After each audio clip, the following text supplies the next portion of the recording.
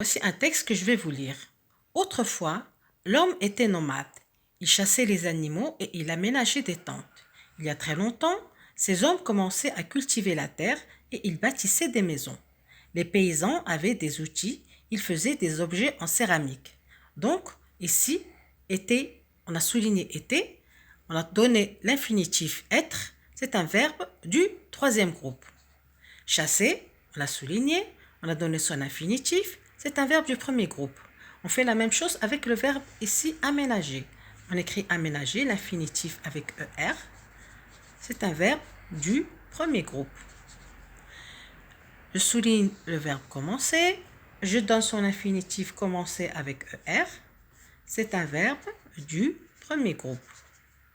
Je souligne bâtisser, l'infinitif bâtir, c'est un verbe du deuxième groupe. Je souligne le verbe ici avait, l'infinitif avoir, c'est un verbe du troisième groupe.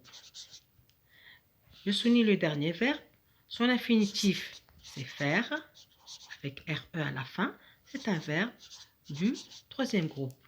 Maintenant, ici, c'est un indicateur de temps qui a été entouré. Le premier indicateur de temps, autrefois. Le deuxième indicateur de temps, il y a très longtemps. Donc ces deux indicateurs de temps nous indiquent que ce texte est écrit à un temps du passé. Ce temps du passé est l'imparfait. Donc, qu'est-ce que l'imparfait? L'imparfait est un temps du passé, tout simplement. Alors, la leçon d'aujourd'hui, la leçon de conjugaison d'aujourd'hui a pour titre l'imparfait de l'indicatif. Bien. Alors, je reprends la première phrase. L'homme était nomade et il avait des outils. Donc, ces deux verbes sont conjugués à l'imparfait. L'infinitif de ce premier verbe, pardon, était, c'est le verbe être. C'est un verbe du troisième groupe. Il est conjugué à l'imparfait, à la troisième personne du singulier. Bien. Le deuxième verbe avait, l'infinitif c'est avoir. Il est conjugué, c'est un verbe du troisième groupe. Il est conjugué à l'imparfait, à la troisième personne du singulier. Bien, on écrit singulier en abrégé. Alors, on va reprendre ces deux verbes, on va les conjuguer à l'imparfait. Premier verbe, c'est le verbe être. Alors, dans la phrase, nous avions « il était nomade ». Si on remplace « il » par « je », on va dire « j'étais nomade ». AIS. Tu étais nomade avec AIS. Il était nomade. Nous avons AIT. Nous étions, terminaison de la première personne du pluriel, IONS. Vous étiez, terminaison de la deuxième personne du pluriel, IEZ. Ils étaient, AIENT. Donc, nous avons le verbe ici qui est conjugué à l'imparfait de l'indicatif. J'étais, tu étais, il était, nous étions, vous étiez, ils étaient. Pour le verbe avoir, il avait des outils. Si on remplace il, qui est la troisième personne du singulier, par je, on va dire j'avais des outils. Tu avais des outils. Il avait des outils. Nous avions, première personne du pluriel, IONS. Vous aviez, deuxième personne du pluriel, IEZ. Ils avaient, troisième personne du pluriel, AIENT. Donc, on remarque ici que les terminaisons AIS, AIS, AIT pour le singulier et IONS, IEZ, AIENT pour le pluriel sont les mêmes pour le verbe être et pour le verbe avoir. Bien, on les entoure pour le mettre en évidence. Voilà. Alors, maintenant, on va passer à une autre phrase. Il chassait des bêtes et il aménageait des tentes. Donc ici, chasser, c'est le verbe chasser avec ER. c'est un verbe du premier groupe.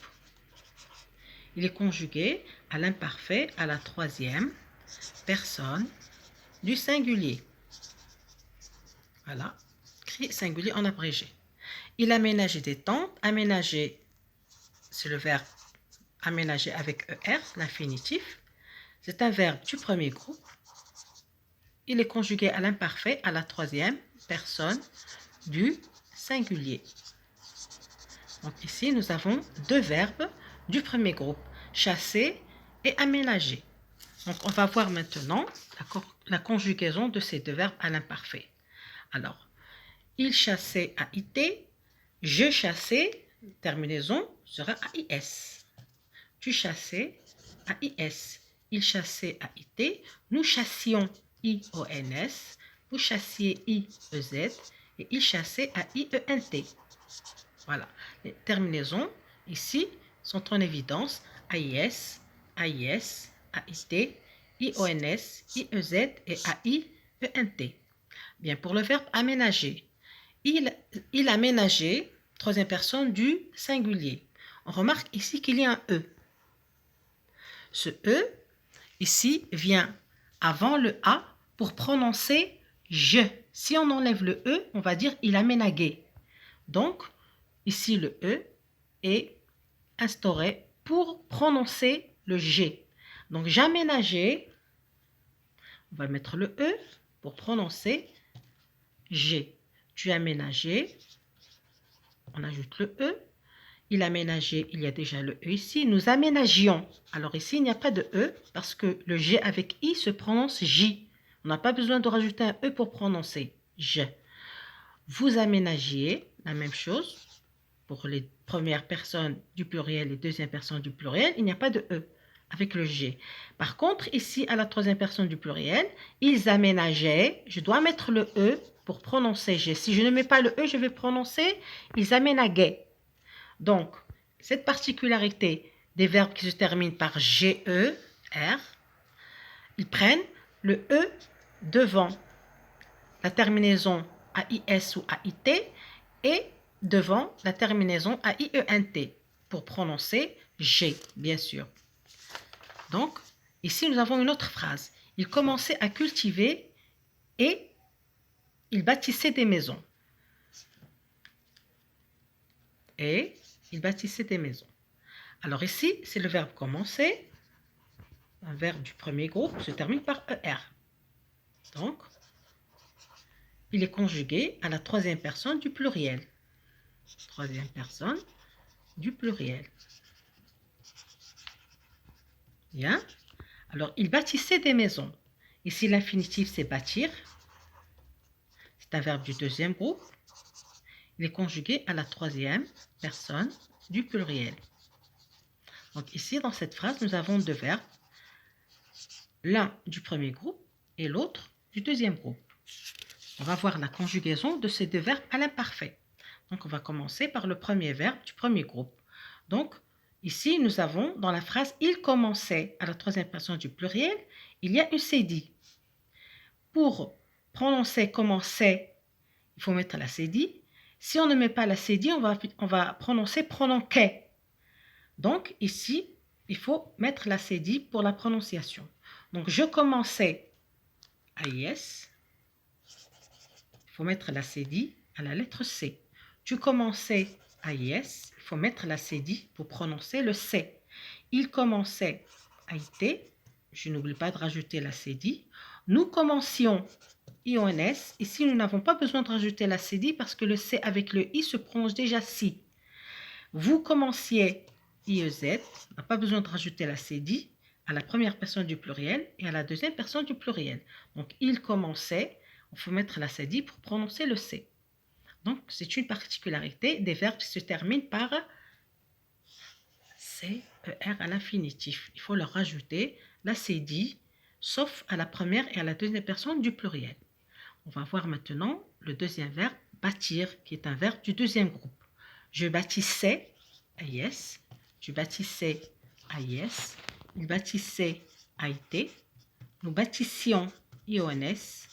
Vous bâtissiez IEZ, il bâtissait AIENT. Donc ici, il y a deux S qui se rajoutent au radical du verbe qui est conjugué à l'imparfait. Ici, c'est un verbe du deuxième groupe. Donc, une phrase suivante. Nous crions souvent et nous faisions des objets.